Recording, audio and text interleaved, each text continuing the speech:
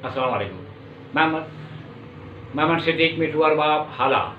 मौजू कहाणीअ जो नालो डपु ऐं ञुञ।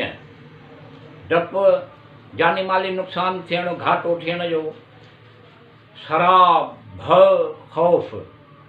ञुञ जानी माली फ़ाइदो नफ़ो थियण, ढ उम्मीद भलाई, जुञ सिराब। पाठ नंबर 73।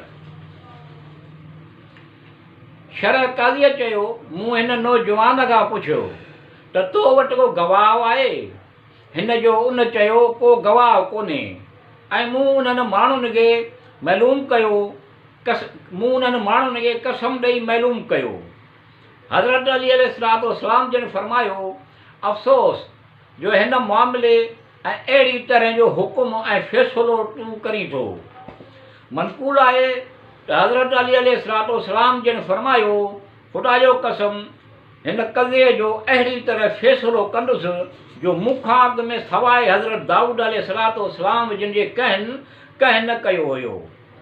वरी कंबर खे फरमाई त लश्कर जे पहलवाननि खे सॾु करियो।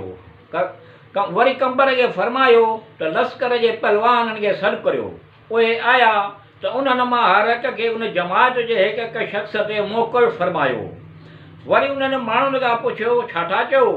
शायदि तव्हां गुमान था करियो त तव्हां कुझु हिन जे पीउ सां कयो।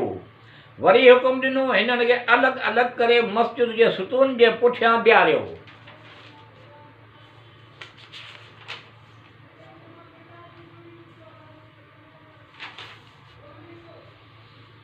हज़रत अली अलैहिस्सलाम जिन फरमायो, हिननि जे सिरनि खे कपिड़े सां ढकियो ताजो हिकु ॿियनि खे ॾिसी न सघनि। वरी संदसि कातिब पेशकारी अब्दुल्ला बिन राफ़िया खे तलब कयो त कलम ऐं काग़ज़ खणी हाज़ुर थियो।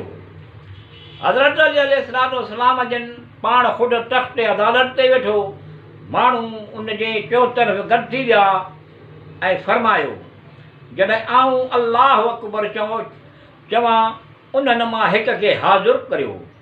पहिरीं उन्हनि मां हिकु शख़्स खे तलब करे संदसि साम्हूं विहारियो, उन जे मथे ऐं मुंहं तां कपिड़ो हटायो ऐं अब्दुल्ला बिन राफ़िया खे हुकुम ॾिनो, जो कुझु आऊं चवां उहो लिखंदो वञ। ईअं थियो।